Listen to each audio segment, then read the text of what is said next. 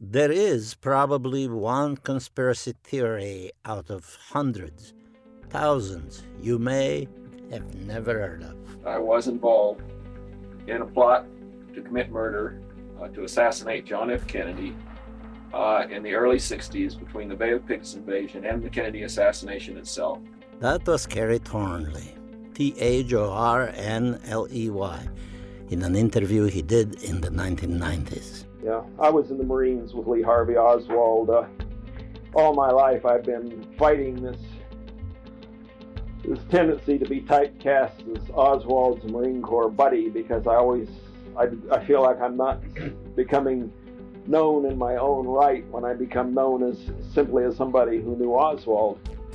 Kerry was more than just Oswald's buddy. They were friends. They beat the boredom of peacetime soldiers' life by reading and sparring over ideas. The other Marines found booze a better boredom killer, and teasing the two odd birds was good sport, but not without consequence. Oswald often hit back hard enough to be punished and sent to the brig.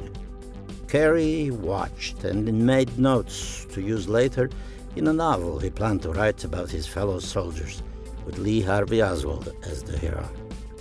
After leaving service, Kerry Thornley did write his novel 2 years before Oswald took a high-powered rifle and shot the President of the United States in Dallas, Texas, on November 22nd, 1963.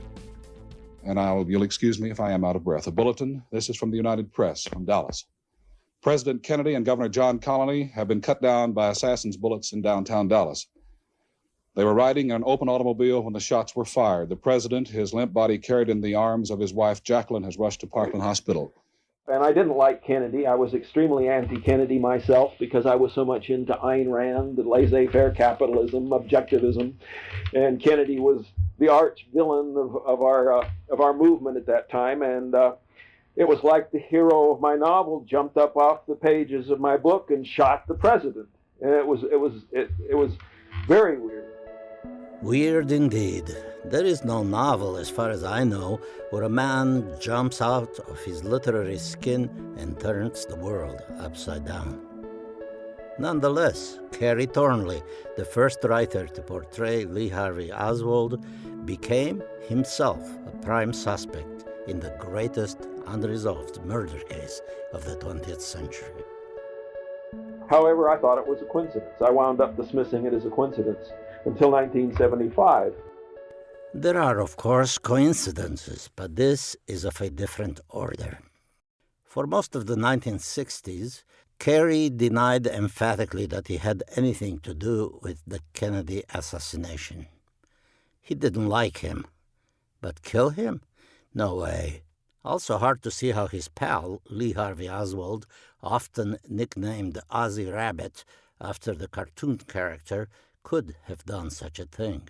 But there he was, spread over front pages and television screens, caught red-handed. What happened that changed Kerry's mind and sent him down the rabbit hole where mobs of conspiracy buffs still poke about looking for clues? We have a mystery story out of Washington. 5 people have been arrested and charged with breaking into the headquarters of the Democratic National Committee in the middle of the night. And then along about 1975, to be exact, when Watergate was really in full swing. The Democratic National Committee is located in the Watergate office building. The burglars forced a stairwell door, then taped its latch open. The door, now part of police evidence, was noticed by one of the guards employed by the Watergate complex. At first, the police found nothing. Then they spied 5 men crouching behind some desks. I began to realize that these Watergate burglars had a lot in common with some people I knew in New Orleans that were always talking about assassinating Kennedy. Suddenly, one conspiracy merged with another. However, it became very obvious with Watergate that they had been involved. It was 2 men that I knew in New Orleans, and one of them was just like a Watergate plumber. And he also had mafia connections. He knew a whole lot about the CIA. He was just like detailed stuff about CIA operations that hadn't been published then. And he knew a whole lot about what was going to happen in the future. He said he was going to make Nixon president after he assassinated Kennedy. I am Andrei Kodrescu, and in this podcast, we try to untangle the weird relationship between Lee Harvey Oswald and Carrie Wendell Thornley, and between fiction and reality. Here comes Oswald down the hall again. Did you buy that rifle? Just as fast as you people have been given, but I emphatically deny these charges. A few days later, Oswald is shot and killed by Jack Ruby while being transferred to the county jail. He's been shot. He's been shot. Lee Oswald has been shot. There's a man with a gun. It's absolute panic. Absolute panic here in the basement of Dallas Police Headquarters. Detectives have their... Ruby, the owner of a Dallas strip joint, said that he did it because he couldn't stand to see the First Lady of the United States grieving for her husband, while the assassin is brought before the slow-turning wheels of justice. But Lee Harvey Oswald did not stand trial. Shortly after 11 that Sunday morning, with half a hundred newsmen, 3 television crews, and 70 police on hand, he in turn was fatally wounded, as publicly as any man in history. And with Oswald out of the way came many unanswered questions. And the rise from the grave of the conspiracy mindset, a dormant but invasive and aggressive bush that blooms periodically like kazoo in our American minds from the founding of the Republic to this day. In the post-war America of the 1950s, Oswald and Thornley had similar beliefs born of their time. At 17, Carrie Thornley had a slight ironic expression, as if surprised by the camera in the middle of an interior monologue. At the same age, Lee Oswald looked more innocent, but also surprised. And they resemble each other physically. 2 young men setting off to change the world, surprised by a future they can't imagine. Our story begins in 1958. A couple of bored American adolescents in a small American city, Whittier, California, are debating whether Whittier is the most boring city in America. The high schoolers are Carrie Thornley and Greg Hill, one of them listening, unconvinced, the other determined to do something. They had first gone to talk at Carrie's house, but around 10 p.m., Carrie's mom came down to tell them to be quiet because people were trying to sleep. So they went out on the street and walked on without pausing their talk, when a cop car pulled alongside. The officer walked out and said to the boys, "What's so important you have to disturb the peace around here?" Carrie said something to the effect that if Whittier got any quieter, it might have to call itself a graveyard instead of a city. This was the middle 50s. And middle 50s suburbia America was a thing in itself.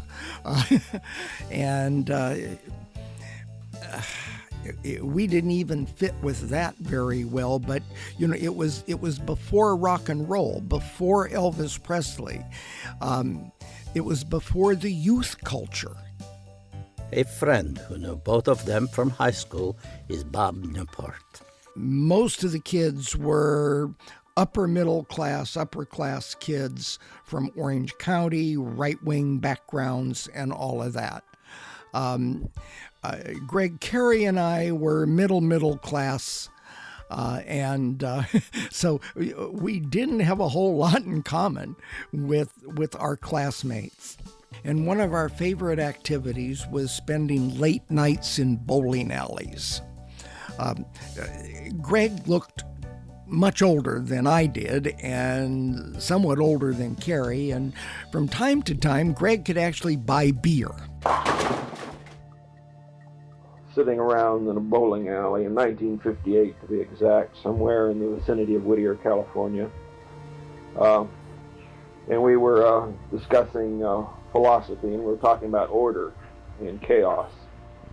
And my theory was a Darwinistic theory that order emerged from chaos and was in fact simply the prevailing form of chaos. And Greg's theory was that order was projected on the universe, that it didn't exist at all, that it was a creation of the human mind, that order was entirely in perception and had nothing to do with what was going on out there in a completely chaotic universe.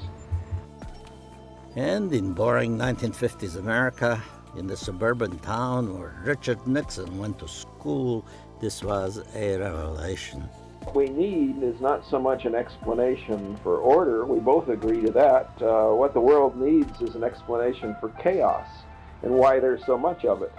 And so at that point, we decided to start a religion worshiping the Greek goddess of chaos and confusion, who the Romans called Discordia, and thus Discordianism was born. One of the few regrets I have in my life is I was not there that night that Carrie and Greg had the epiphany. I wasn't there. They both talked about it lots of times. So exactly, I don't know how much beer they had, if they had any. And remember, these are the days before drugs. Did the boys know what they had discovered? After the war, returning to a normal civilian life was the widely shared dream of their parents' generation. They craved quiet and safety after the slaughter and carnage of the first half of the 20th century. If gods were involved, boredom was for their parents a much greater god than Eris, the goddess of chaos. The older generation had known Eris too well, and they were not unaware that chaos lurked in the shadow of the Cold War, and that only the atomic umbrella sheltered the world from her.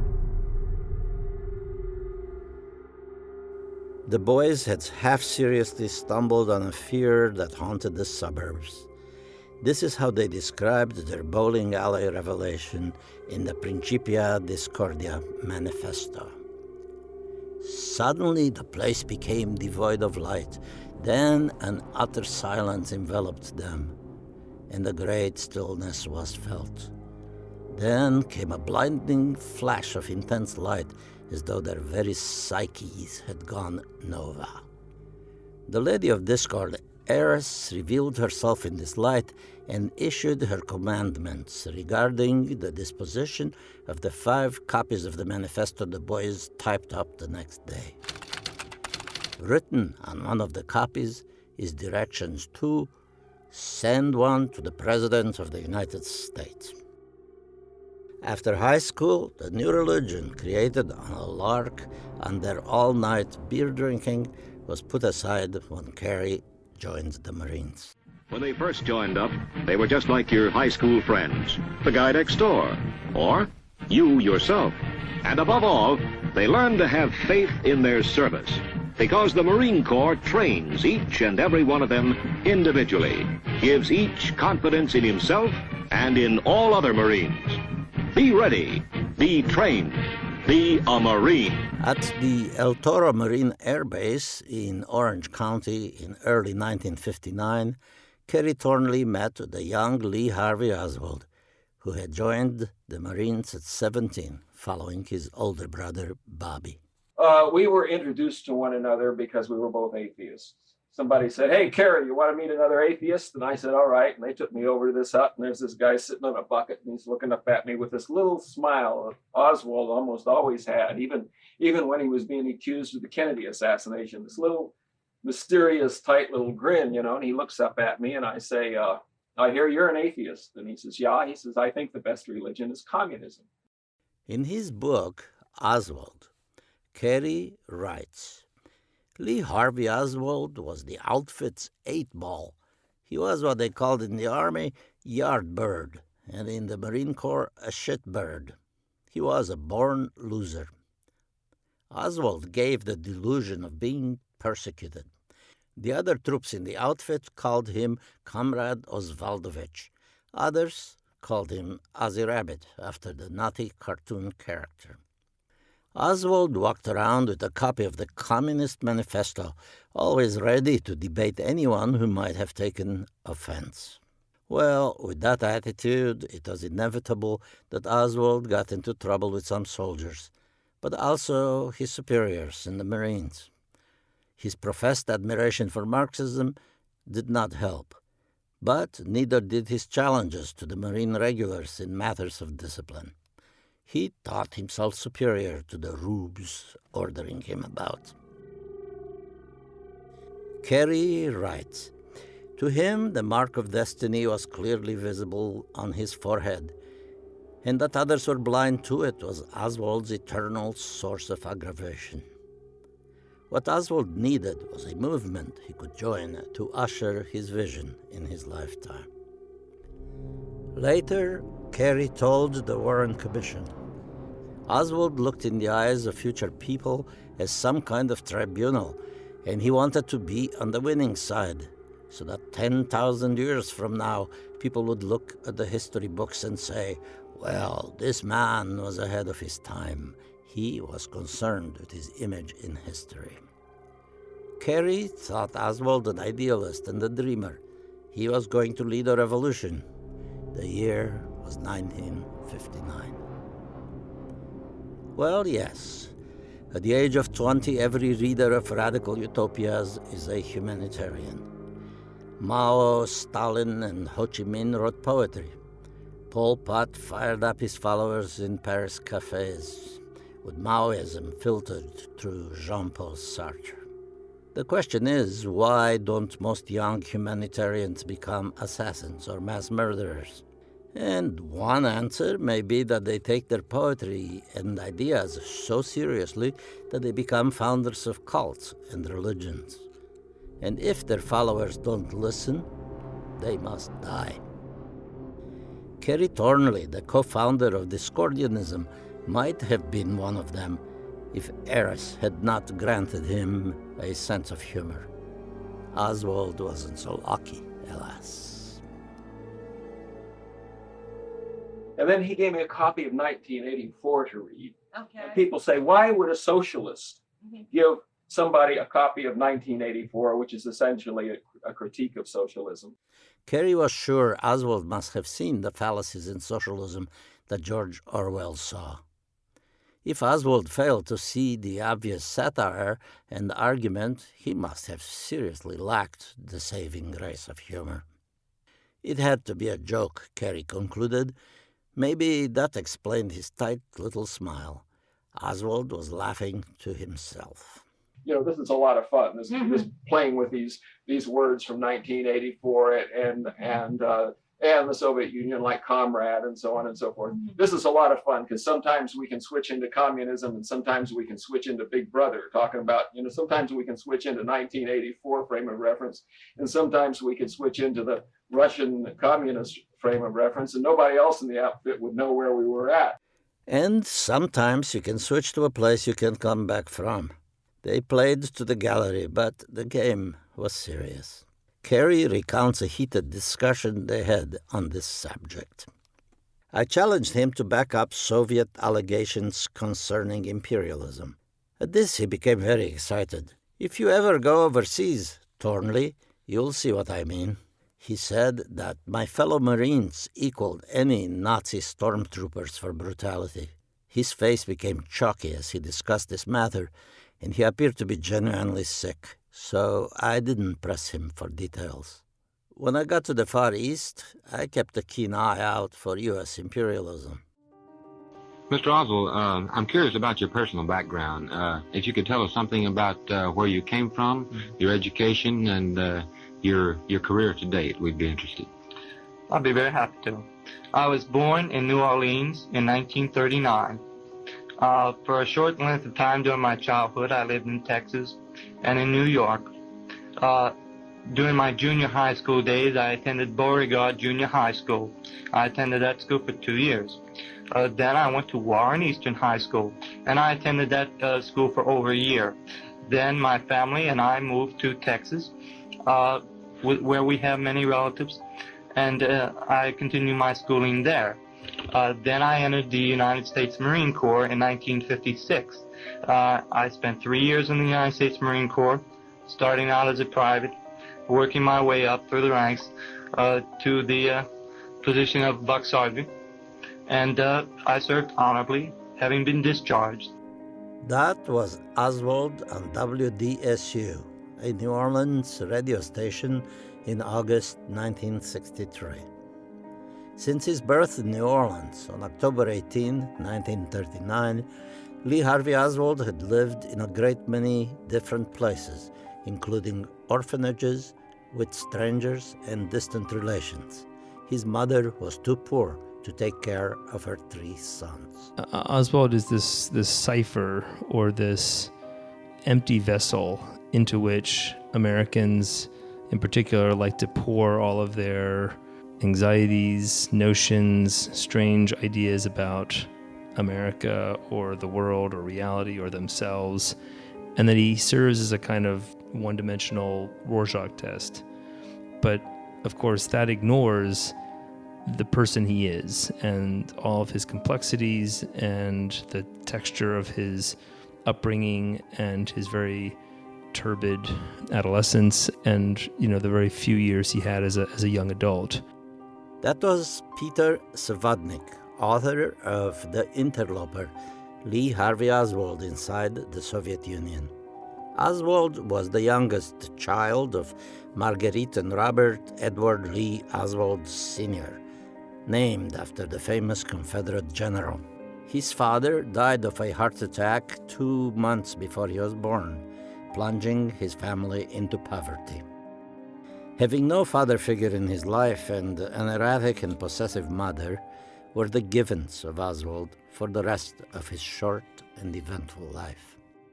Oswald's mother, Marguerite, is probably the chief architect of all of his many personal catastrophes. She's the one who is incapable of forging any kind of sense of permanence or stability.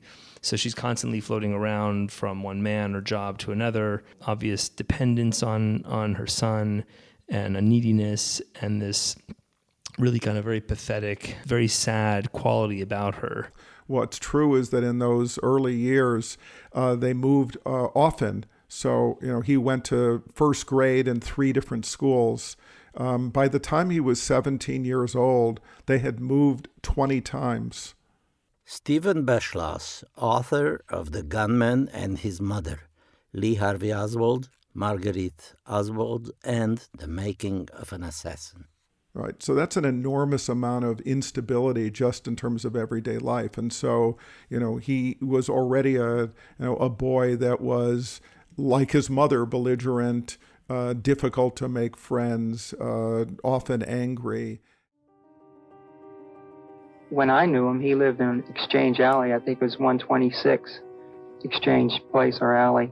It was a small apartment, and it lived above the pool rooms. And in that area, there's nothing but pool rooms and bar rooms, and it's sort of almost a Skid Row. It's a very bad neighborhood. That was Edward Vobel, a childhood friend who knew Oswald when he was in junior high. He came in Beauregard's mid-semester, and he had a fight with a couple of boys, and that's how I first saw him. And, he didn't seem to mix too well with the rest of the boys or the girls, anyone there at the school. He didn't seem to have any friends, or he didn't seem to be really interested in anything. He didn't participate in any extracurricular activities. He was just a loner, it seemed like. His mother, as Stephen Beschloss says, she does not understand that Lee's withdrawal is a form of violent protest against his neglect by her, and represents his reaction to a complete absence of any real family life. In the summer of 1952, his mother took Lee to New York City, where they lived for a short time with his half-brother, John. Oswald and his mother were asked to leave after an argument in which Oswald allegedly struck his mother and threatened John's wife with a pocket knife. For a time, Oswald was enrolled in school, but skipped, mostly riding the subways and spending time at the Bronx Zoo. His absence from school brought the attention of the courts. Mr. Carroll, what is the story of your early association with Lee Oswald? Well, actually, my involvement in the case is that I happened to be the probation officer who was assigned to make an investigation and report when this boy was first brought into the Domestic Relations Court Children's Division here in New York. He was brought in, as you know, because he had been truanting from school. He had been absent 47 days from a period from October till January. This boy was in a potentially dangerous situation.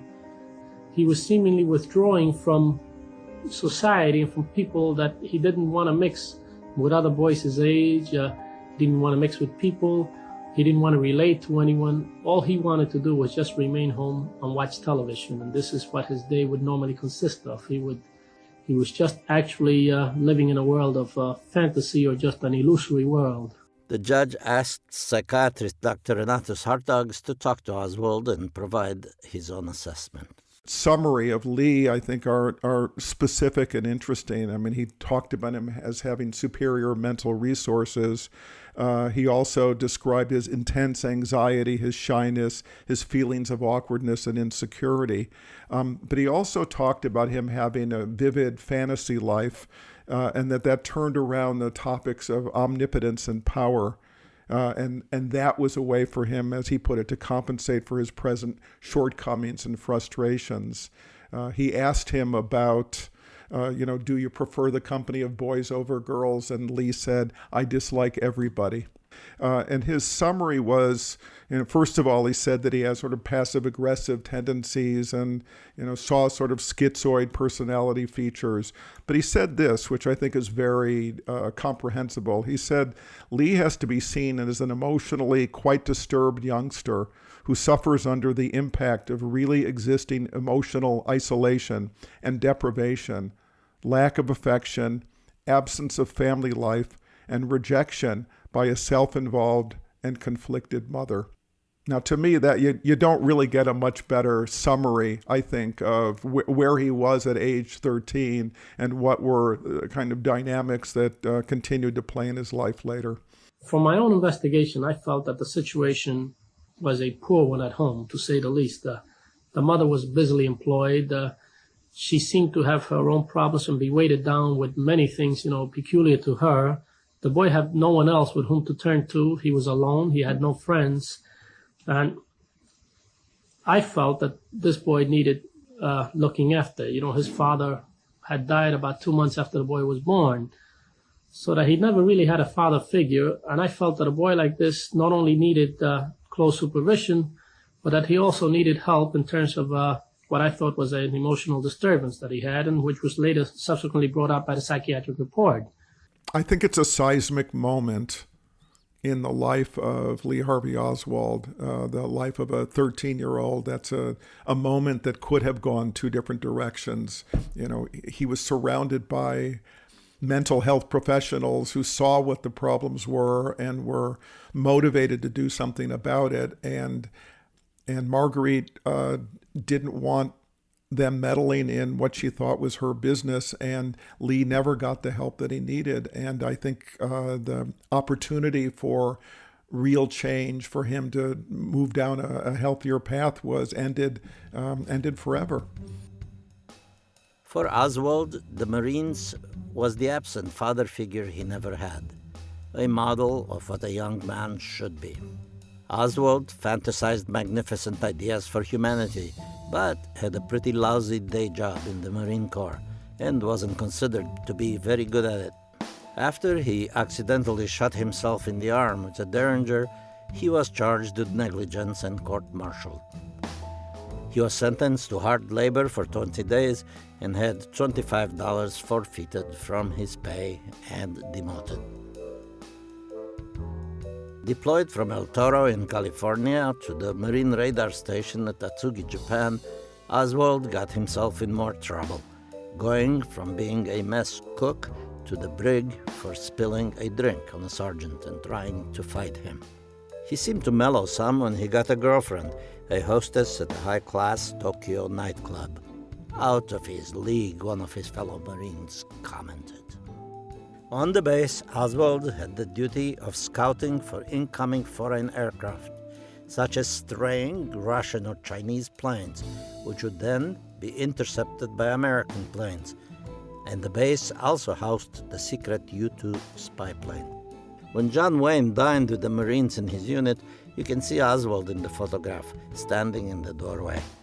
Did he cook America's iconic cowboy steak? On September 11, 1959, Oswald received a hardship discharge from active service, claiming his mother needed care. This was a lie. His brother Bobby told an interviewer that Lee's favorite TV show when they were growing up was I Led 3 Lives.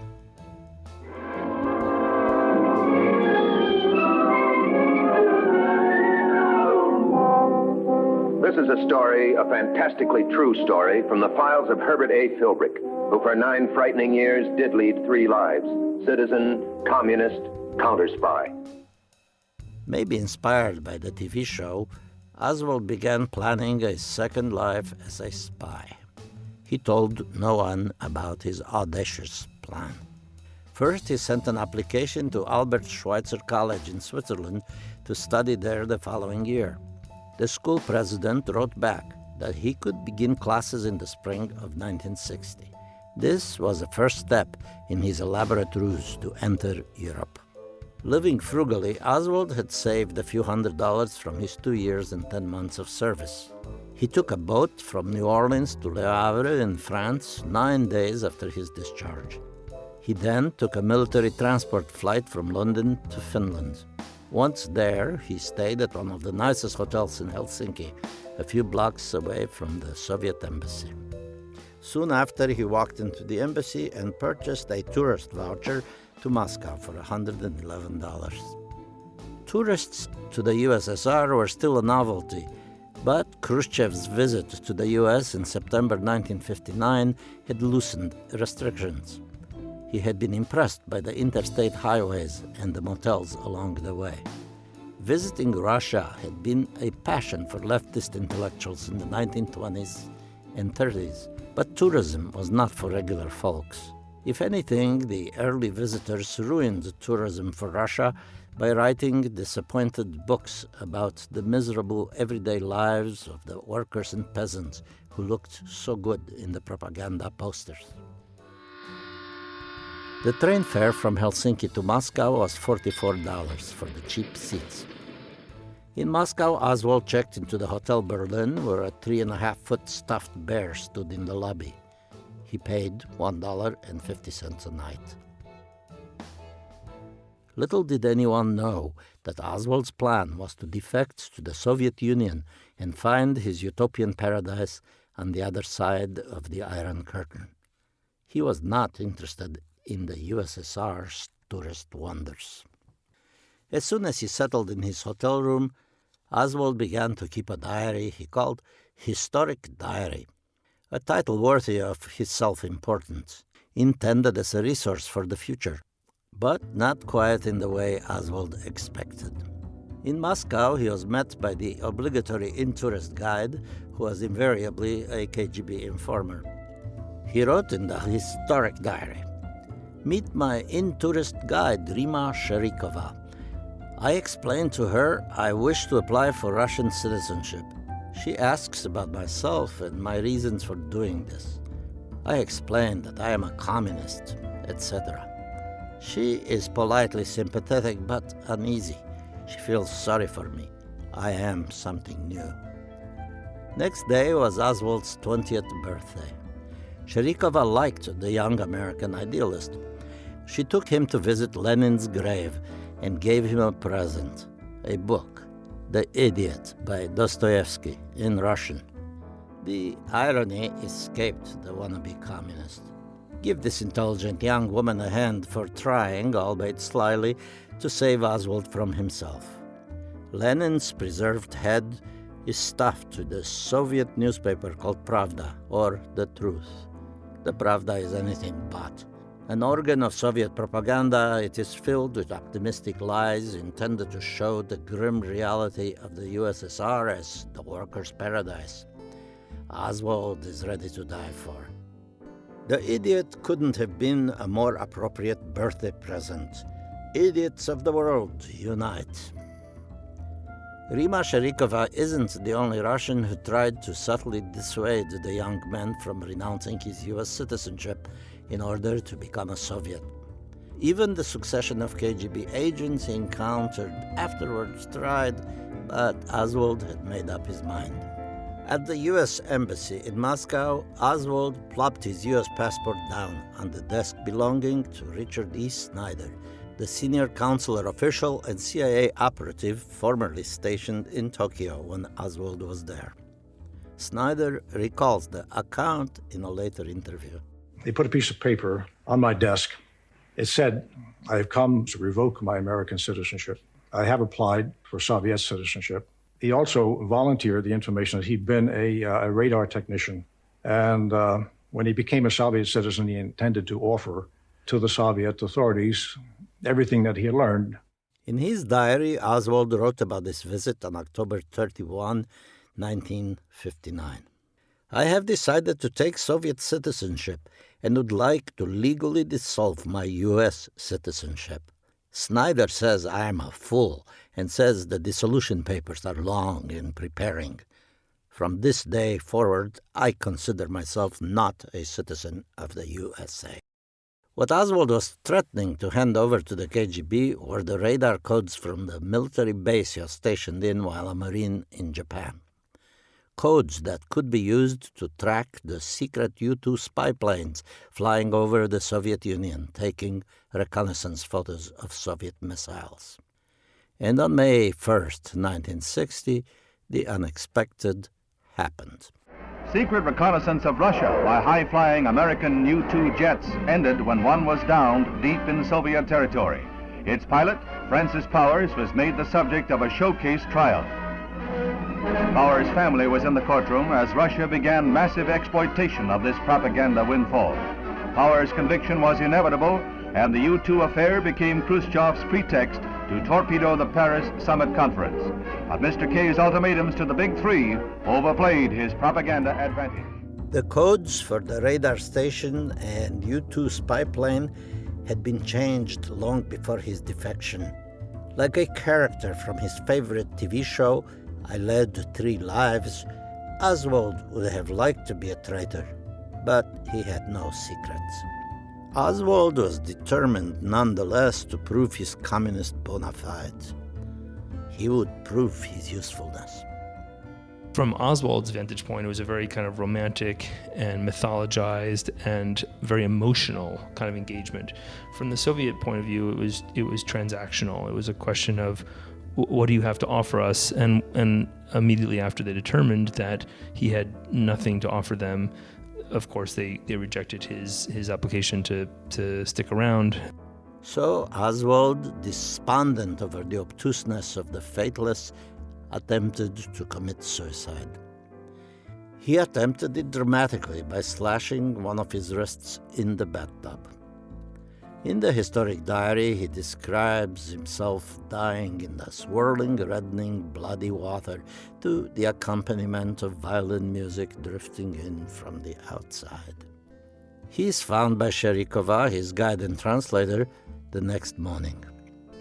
Oswald recovered in a Soviet hospital, but he still had a way to go to convince the authorities, Soviet and American, that he must remain in Russia and become a Soviet. While he recovers from superficial wounds, he is transferred to the Metropole, the deluxe Moscow hotel where all the ashtrays and light fixtures are bugged. Here, Oswald writes to the Supreme Soviet of the USSR explaining his reasons for defecting. "I want citizenship because I am a communist and a worker. I have lived in a decadent capitalist society where workers are slaves. I have seen American imperialism in all its forms."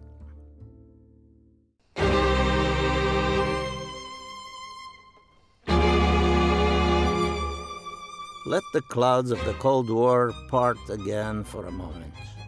The Soviets find it bizarre to hear their own propaganda coming out of the mouth of this young American. They themselves have long before stopped believing in it, but as long as anybody else does, they will have a job. For almost the entire existence of the Soviet Union, the KGB recruited young idealists. In the early 60s, there are fewer useful idiots coming in from the West, so young Oswald is something of a rare bird. While still at the Metropole in Moscow, Oswald is interviewed by American reporter Aline Mosby for UPI. Lee Harvey Oswald struck me as a young boy full of bitterness and hate. Someone not too well educated, certainly not a brilliant person. I would say he was extremely superficial, very immature, and very misinformed. The 20th century was a maze of paper. Making one's way through the towers and tunnels of bureaucracy was difficult and dangerous. But for Oswald, things seemed to go smoothly. He is, unlike any satirical figure, a true believer. The KGB officials opened the file on him. He was only 20 years old, a kid with very little education, self-taught, yet with almost no money, he orchestrated an intricate trip to the Soviet Union at a time when few Westerners felt the desire to go there. Was this determination proof that there was still enough spark left in communism to make a believer? The impish angel hovering over the poor in spirit might have had a soft spot for the likes of Oswald. And history had its own twisted agenda. When he spoke, he held his chin very stiffly, and his mouth was tight and thin. When he spoke of the United States, the hostility that he felt for his country was quite evident.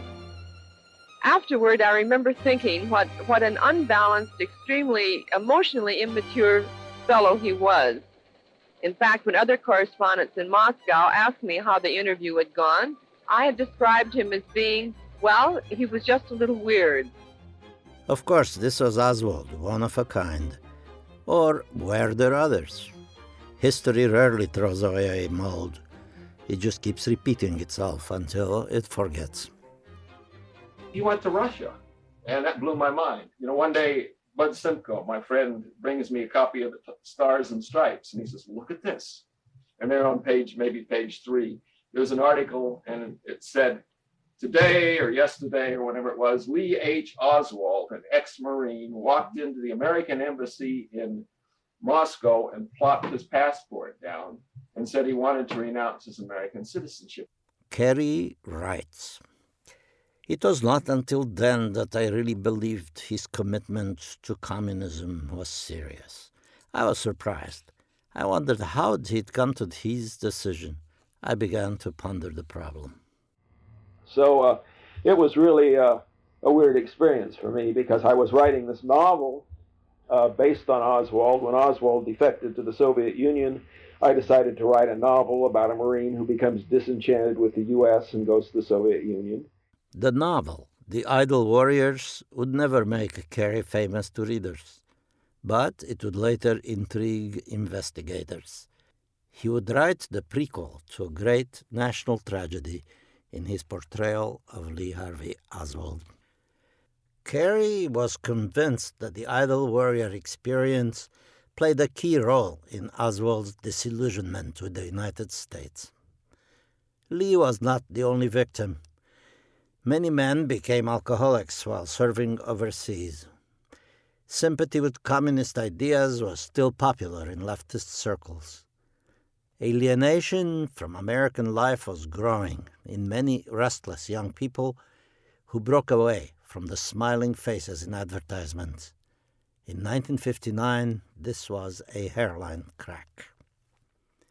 Carey writes, You don't give a man 6 months training in professional murder, followed by a half-hour lecture on the importance of good conduct and overseas liberty, and then send him out as an ambassador of goodwill. In his book, the soldiers are closely observed, in particular Johnny Shelburne, who would one day make history. Yeah, I based Johnny Shelburne, the main character, on Oswald and on my friend Bud Simcoe, in the sense that some of the sea stories in there, some of the great sexual adventures were Bud's that he told me about. Corporal Johnny Shelburne, a scrawny kid who read the Count of Monte Cristo with his feet on the desk, had become Carey's unlikely hero, or for many others, the anti-hero of the 20th century. In a surreal version of what may have happened, Lee Harvey Oswald could have been abducted by a Soviet airplane he had tracked on radar and climbed aboard on a rope of idealism. But the reality of how was a mystery, even if the why was fairly clear. Carey finishes his tour of duty and heads to New Orleans to write his masterpiece. But little did he know that he himself would become a pawn in the grand conspiracy that he started writing before it existed, and the plot that he may have inadvertently started. I am Andrei Codrescu, and this was The Second Oswald, a Ratapalax production, produced by Ram Devineni, written and performed by Andrei Codrescu. Audio engineered by René Veron. Supported through a grant from New York State Council on the Arts. All rights reserved.